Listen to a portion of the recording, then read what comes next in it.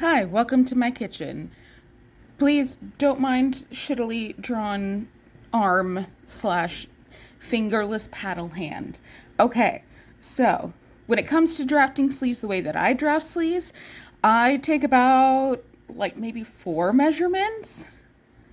I think that's all I take.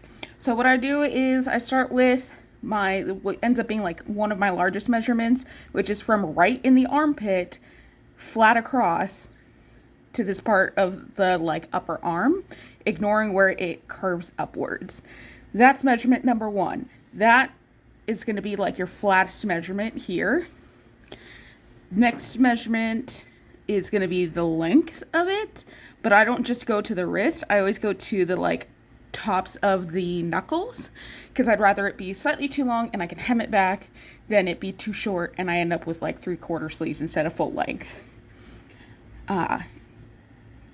I forgot what I was saying. Okay, yeah, so then this measurement. So then I go, if I'm making like a symmetrical sleeve, sorry, I'm doing this upside down. I don't know why. Deal with it.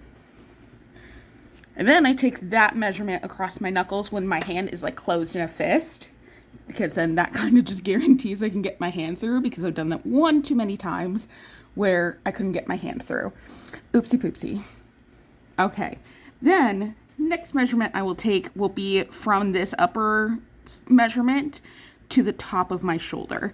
And it's while my arm is down, so then I have the most of that length. And that will then become this. Then, before I connect all this, I add my seam allowance or else I'll forget.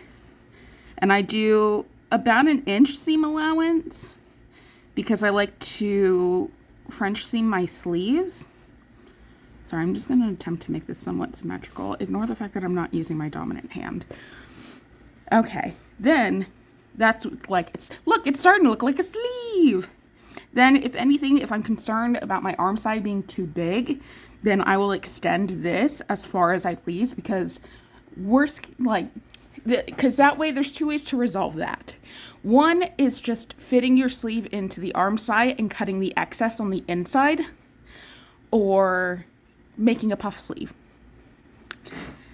So that's how I solve that problem. And then I just create like a nice little domey effect. This is a very narrow sleeve that I've done, but I'll give myself like 1-inch on either side.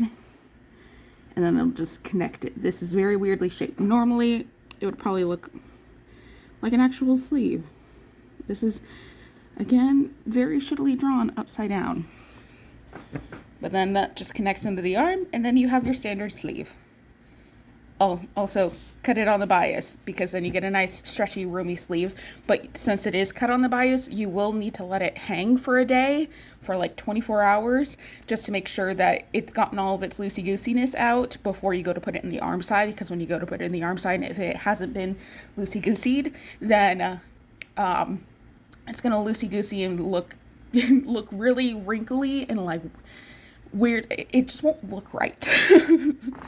And that's kind of how I make my basic sleeve, and I hope you enjoy my squeaky floor.